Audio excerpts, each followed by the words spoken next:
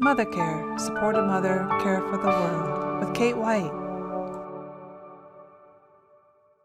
Okay, so again, April 6, 2020, for the MotherCare group, and we've had a wonderful time to check in. And so I'm gonna introduce a couple things. One is working with emotions, and the other is working with boundary repair. And I'm going to teach you all how to do that. I'm going to give you we'll do it together here. I have a recording of it because I had a mom. She did a session with me and she just said she's not sleeping at night. And I introduced a lot of different tools for her. And one of them was the boundary repair. And I feel like the boundary repair introduces a felt sense of protection. I told a little bit about working with boundary last time, the story of the woman who once we established the boundary, a protective boundary, and we laughed a lot, her labor started. And it helped her go into her labor feeling empowered and actually had a really straightforward experience. And so I want to introduce the boundary repair exercise to you today. And then we can go back into trying it out with people or just to check in again with people, and then we'll come back, or we can ask questions of each other, and then we'll complete. So here is what I wanted to share with you today. So this is in my Patreon channel, but and I wrote a little bit about it, but one of the things that I think that's really hard for people is when they start to have difficult feelings, and they try very hard to not have the feeling. And a lot of that can be tightness or holding your body, not breathing. You know, your diaphragm holds a lot of emotional state. Um, Also, people get really tight necks from like, I'm just going to think, I'm not going to feel. So when I'm with people and they start to have a feeling, I will often just encourage people to feel it like a wave. And I think that a lot of people, me included, there's a feeling of, oh, if I start to have a feeling, it's going to overwhelm me or it's going to overwhelm others. So I uh, I want to introduce people to the idea of having a feeling, and it is like it's information. And sometimes I'll ask people, what is it that you're feeling? What emotion are you feeling? But it will peak and then it will go back down. So getting a sense of your feeling state as a wave coming and going. Don't try to get rid of the emotion. Don't push it away, but allow it to peak and then release. You can even do this with some of your babies those of you who have babies on the outside babies. Just being with that emotion, like the first time that we got together, I introduced calms, which is a way of being with yourself, and then also mirroring what you feel like your baby is feeling. But try not to block the feeling. Try not to suppress it like we often do with babies. We try to shh, shh, shh. Sometimes that really is good to have a baby hear that sound, but often just being with that feeling is what sometimes babies need. And all babies of all ages, all of us can have these feelings. So try not to keep the emotion around. Don't try to hold on to it or amplify it. So there's a way of really rising up with the feeling and then letting it go. In our small groups, one woman shared how slowing down is helping. So if there's a feeling coming, it's nice just to see if you can get into a slower pace or relaxed in your body, and just imagine that you're part of a wave and let it peak and then let it relax. And then the other thing I wanted to share was about boundary repair, which I do have a recording in here. I'm going to put it up in MotherCare also. But this is what I'm going to lead you through. I have a recording of it, but I'm going to just give you a sense of how to do it. And you can actually do it every day, or you can do it with yourself. So I'm just going to stop share so everyone can see each other. And again, I'm just going to invite you just to close your eyes and get a sense of yourself in the space. You can just, if you don't want to close your eyes, you can leave them open. That's a trauma sensitive approach. Like if you're feeling like you need to look around and getting a sense of your body in the space, feeling your seat and your feet and your breath.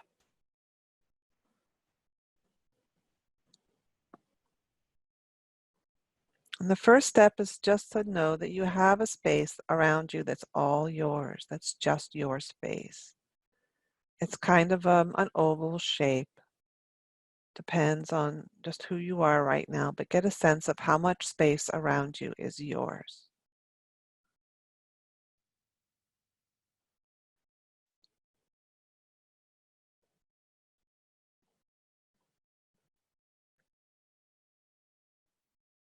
And it can be out 3 feet, out 4 feet, out 20 feet, but just get a sense of your boundary, your space around you. And then imagine at the edge of that space, there is a boundary, like a material. It's something, it's made of something. In the story I told you last week, I imagined a moat, an area of water around my client, filled with flesh-eating fish. It really helped her laugh and feel protected. So you can make your boundary anything. It can be concrete, it can be a bubble, permeable, it can be made of mesh, it can be, one woman said she wanted her boundary to be golden retrievers all around. So just get a sense of what you want your boundary to be.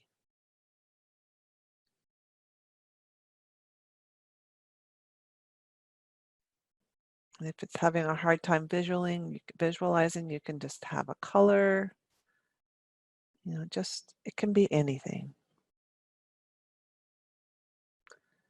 And then the next step is just to examine the boundary, like you are a building inspector.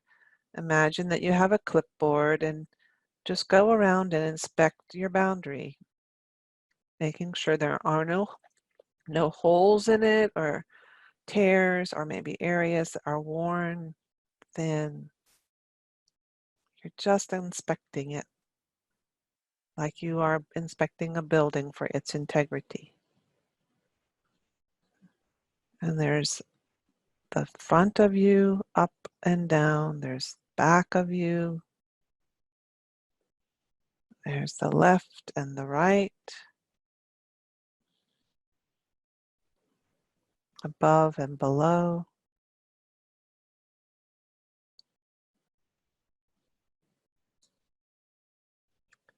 And then the next step is if you find a place that needs to be repaired, imagine that you have a work crew at your disposal. It can be any kind of work crew. For me, it was a bunch of painters wearing their painter caps. One woman had a bunch of squirrels. Another had minions, those little tiny Lego people. Just imagine you have your own crew and you're in charge of them. And just dispatch your crew to repair your boundary with whatever material is called for. Could be needing to sew it or fill in the holes with something or add an extra layer. And it can be fun. They can be whistling while they work. They're a great team together.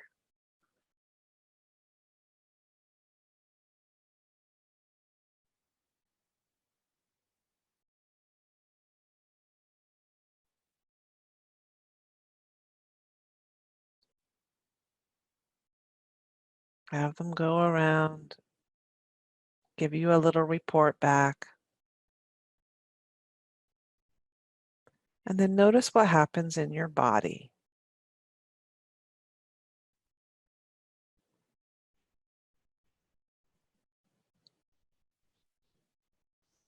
Okay. And I'm just going to invite you back into the space here. Everybody have a look around. And I think I'm going to, would you like to go back into your groups, or you want to everyone share from here? I give you a choice.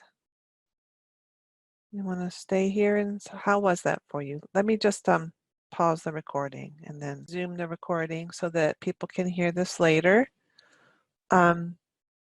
This is a pregnancy story. A woman came to see me. She says she had been a regular client. That's okay, Karen. Thanks. And she looked sad.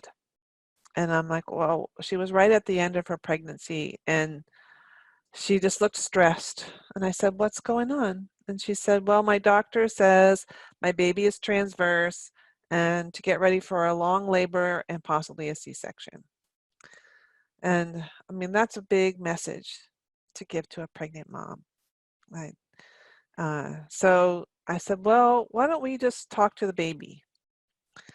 And she told me later that the reason why she let me do this is because she liked me. Because I've been with her a long time. She came for massages. I work, even though I have a tremendous amount of trauma resolution skill, I love taking care of pregnant moms. So I was massaging her, and there's a couple of things I did. One is when you are able to massage a woman and help her really relax in her body, you can put your hands on, have her put her hands on her baby, and then say to the baby, through your mother's hands, find a more comfortable position.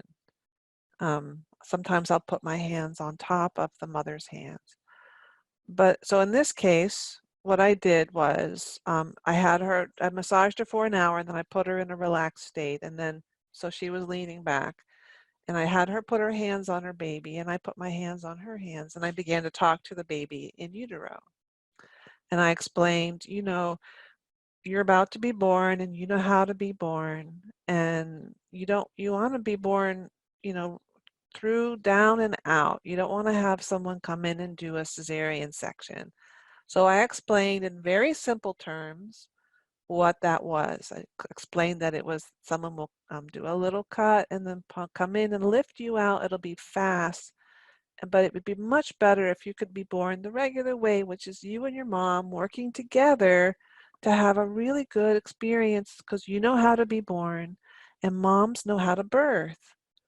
And I said, through your mother's hands, why don't you shift with your head down? And I had a little bell. And I put a little bell in between the mother's legs, and I said, turn your head in the direction of the bell. And I rang the bell. And the baby turned immediately. And the mother sat way up, and I said, are you okay? And she said, yeah, the baby turned right away, and it kind of made me feel surprised. So she gets dressed and goes down my stairs and out into the world, and I get an email the next day saying that she went into labor in the middle of the night. She had a 6-hour labor, straightforward, no intervention. And so I just, I give you this story just to let you know that babies are listening. They're aware, they're sentient. There's a lot that we can do with our moms who are pregnant right now, just helping them settle, talk with their babies, and then create this sort of environment of protection. And for those of you who are moms who are nursing, we also need to come around you too. So there's a lot of potential in the sentience and perceptivity of our babies and that really beautiful dance of mother-baby dyad work. So I have this story written up. I'll try and find it and put it up in the MotherCare also for you to share. And I have permission to share it and for you to feel like this. There's a lot that we can do to help our moms out here during this time. So thank you all for coming. Thank you for listening, and I'll see you next week.